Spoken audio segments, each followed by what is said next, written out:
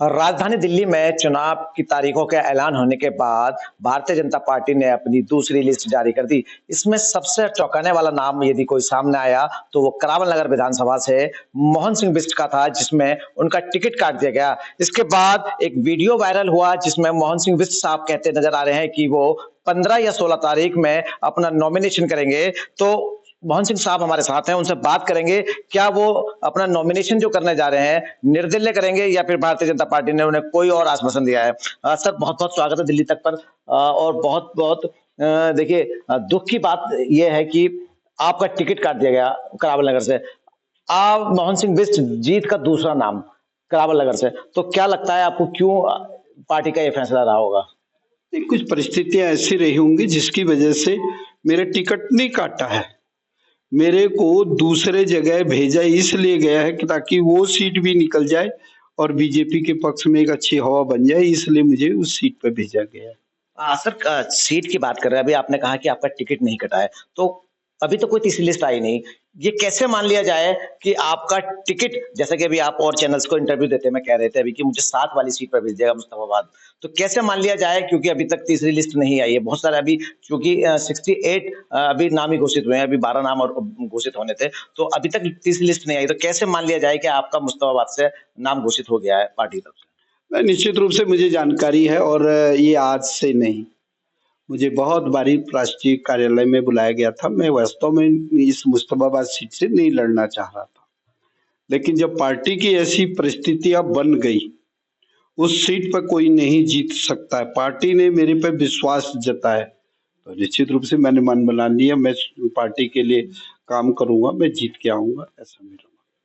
अच्छा सर, मुस्तफाबाद विधानसभा एक बहुमुस्लिम इलाका है।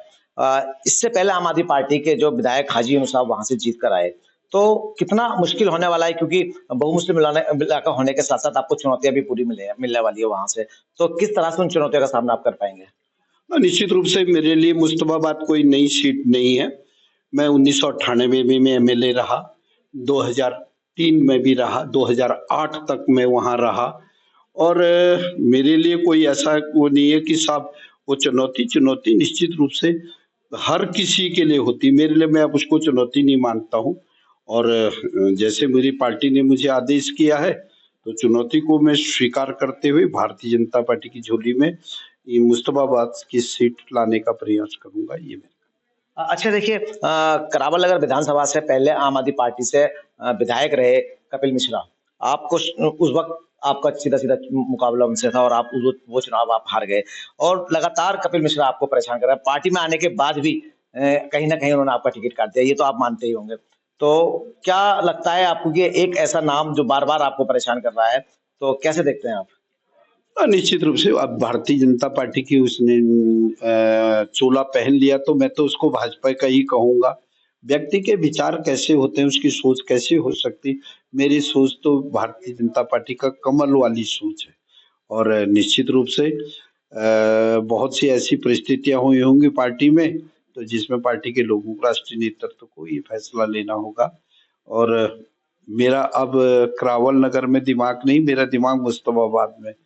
मैं अर्जुन की तरह मच्छी की आंख मुस्तफाबाद को से जीत के लाऊंगा, ऐसा मेरा संकल्प है। अच्छा, किससे अपना मुकाबला देखते हैं? देखिए, मुस्तफाबाद विधानसभा एक दंगा प्रभावित इलाका रहा। ताहिर हुसैन, जो कि एमआईएम उनको अपना कैंडिडेट बना चुकी है और वहां से वो चुनाव लड़ रहे हैं। इसके साथ साथ अली मेहंदी कांग्रेस पार्टी से आते हैं और एक नया चेहरा जो कि आदिल खान आम आदमी पार्टी से आते हैं। तो आप इन तीनों में से आपका जो मुकाबला है, आप किससे मानते हैं? मेरा मुकाबला किसी से नहीं है, न किसी को मैं अपने मुकाबले के समान समझता हूँ। पार्टी है, विचारधाराएं हैं, विचारधाराओं में भिन्नता हो सकती है, उनके विचार मेरे विचार आपस में नहीं मिलते होंगे, लेकिन हमारी दुश्मनी नहीं है। ठीक है, पार्टी ने उनको लड़ाया है, पार्टी की ओर से वो लड़ रहे हैं, मैं भारतीय जनता पार्टी की ओर से लड़ रहा हूँ। 100% लोग मेरे पक्ष में वोट पोल करेंगे, चाहे वो किसी भी समाज के होंगे, ऐसा मेरा मानना है। अच्छा सर, क्या मुद्दा रहने वाला है? क्योंकि देखिए विकास की हम बात कर रहे हैं, क्षेत्र में जिस तरह से हम घूम रहे हैं, लोगों का कहना है कि पिछले विधायक क्षेत्र में कभी नज़र नहीं आए। विकास कार्य क्षेत्र में नहीं हो पाया है, चूँकि जैसे कि मैंने कहा विकास का दूसरा नाम यदि कोई करावल अगर माना जाता था वो मोहन सिंह बिष्ट, गारंटी अगर किसी को मानी जाती थी तो मोहन सिंह बिष्ट। तो इस बार जो मुस्ताबाद की जनता है, उनकी नज़र बहुत ज़्यादा उम्मीद के साथ आपके साथ रहेगी। तो किन मुद्दों को लेकर आप निश्चित रूप से दिल्ली के अंदर 10 बरस तक अपने केजरीवाल साहब की सरकार रही। 10 बरसों के अंदर केजरीवाल साहब ने दिल्ली की जनता को जिस प्रकार से मूर्ख बनाया, लोगों को समस्याओं से घिरा रखना चाहा, तो इन समस्याओं के बारे में मैं ज़रूर बोलूँगा और समय आएगा तो उस समय में ये सारी चर्चाएँ होंगी और मेरे पे लोगों का विश्वास है।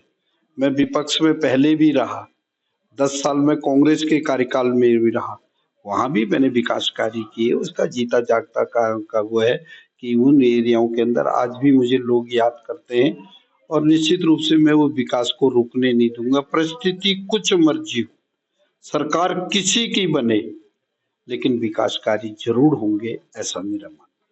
अच्छा सर, जिस तरह से एक के बाद एक अरविंद केजरीवाल बाउंसर फेंक रहे हैं। पहले ₹2100 की बाउंसर उन्होंने फेंकी, उसके बाद फिर पंडित जो कि पुजारी होते हैं उनको तनख्वाह देने की बात कही, फिर एक बात जाट आरक्षण की बात उन्होंने कही। एक के बाद एक लगातार वो बाउंसर फेंक रहे हैं। तो इसमें ₹2100 का जो रोल है इस चुनाव में क्या रहने वाला है? निश्चित रूप से वो हताश हो चुके हैं, निराश हो चुके हैं, इसलिए घोषणाएँ कर रहे हैं। अरे घोषणा करनी थी तो पहले चुनाव से ठीक पहले 1, 2, 3, 4 महीने पहले करनी चाहिए। अब इन घोषणाओं से कुछ नहीं होने वाला है। गाड़ी पटरी से बाहर निकल चुकी है, ये मेरा कहना है। अच्छा, यदि देखिए अभी जैसे कि मैं कह रहा था अभी कोई लिस्ट नहीं आई है और मुस्ताबाद विधानसभा से आप अपना दावा भर रहे हैं। तो क्या लिस्ट में आपका जब नाम आएगा तो क्या मैसेज देना चाहेंगे मुस्ताबाद की जनता को आप? नहीं, निश्चित रूप से मुस्तफाबाद की जनता हो या करावल नगर की जनता हो, उस जनता का मुझे भूर भर